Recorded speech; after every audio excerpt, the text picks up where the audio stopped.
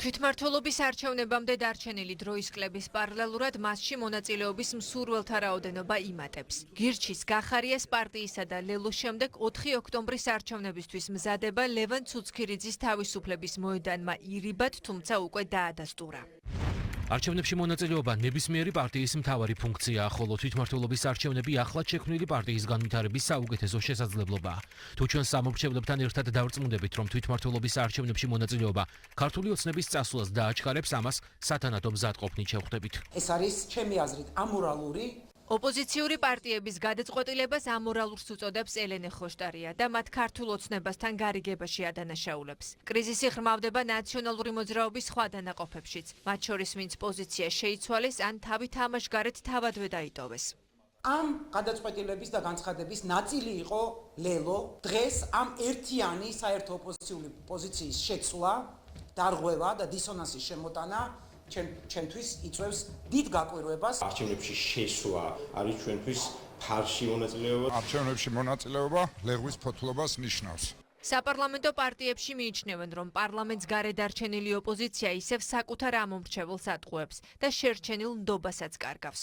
მიიღებენ დამარცხდებიან, არ მიიღებენ გაქრებიან. დაახლოებით 2-3 თვის წინ დედასიფიცებდა სათითაოდ ყველა ნაცმოძრაობა და ფილიალები, რომ არ მივიღებთ მონაწილეობას.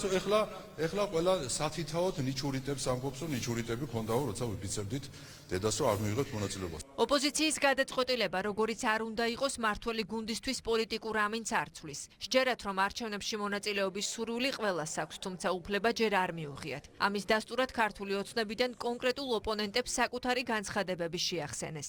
აი ეს განოწარული დიპლომატია სამადასოს გულისხმობს. როგორ ადგილობრივ არჩევნებში არალეგიტიმურ იმაში არ მიიღებ მონაწილეობას, ეხლა რა შეიცვალა? სალო, რა შეიცვალა? იგივეა CSKO, მართველი პარტია ჩვენ ვართ, ირაკლი კობახიძეა პრემიერ-მინისტრი, ადგილობრივ არჩევნებში რატო ღებულობ მონაწილეობას? რის იმედად? რო არ გაქრა საერთოდ? დაგიკვეთ ეს?